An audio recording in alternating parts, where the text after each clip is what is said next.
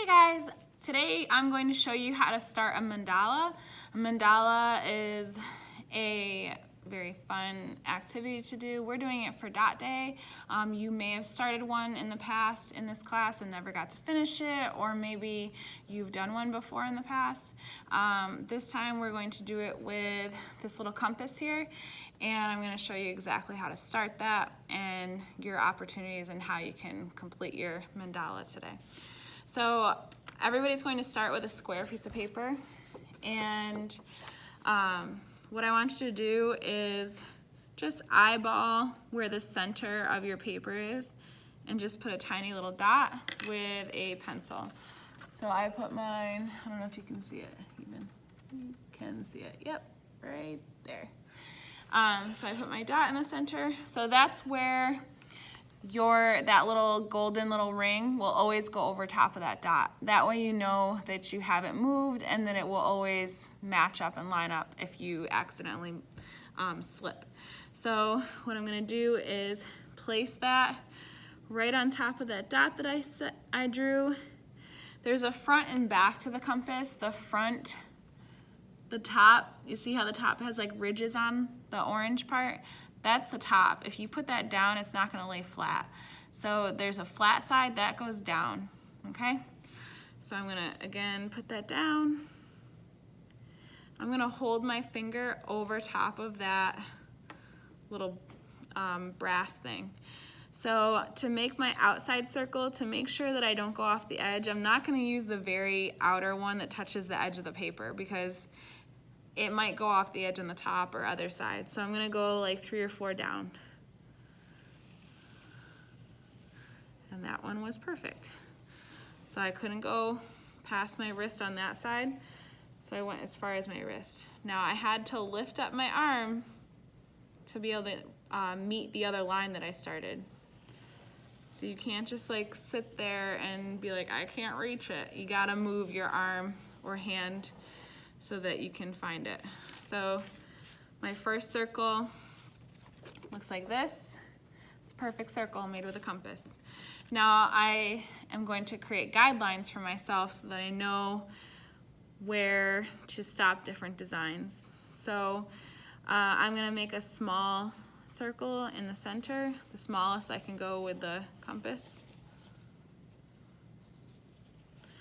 You shouldn't be drawing super dark or putting a lot of pressure down, because your pencil lines are not necessarily there as your artwork. They're there more as your guidelines. So try your best to draw light as you do this. Your pencil has to be super sharp. So I'm just going to keep it here while I do a few more guidelines. They can be different distances from each other. It's completely your call.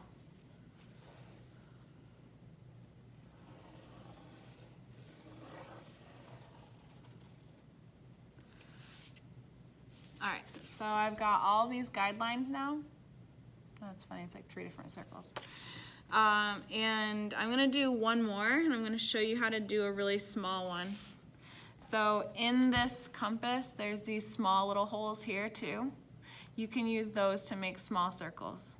So instead of holding this though, you have to just hold like the orange part.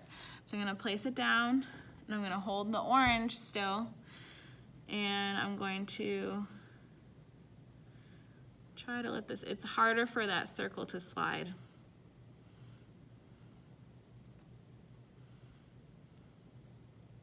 Actually, it's gonna make my lead break, but we'll get it.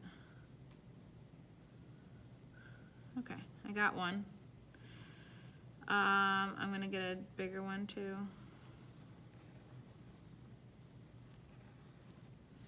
Okay.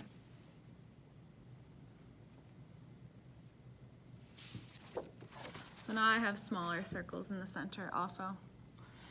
All right, so that's how you start your mandala. Now everything on a mandala, as you'll see from the video that you'll watch, it starts from the seed, and the seed is in the middle. So everything starts from that very center dot that you drew, and you can make the very center look like a flower, a star, whatever kind of thing that you want, but everything blossoms from that seed. So you don't go ahead and start the outside first. That's just not the process of making a mandala. And you'll see why if you have not already watched the video.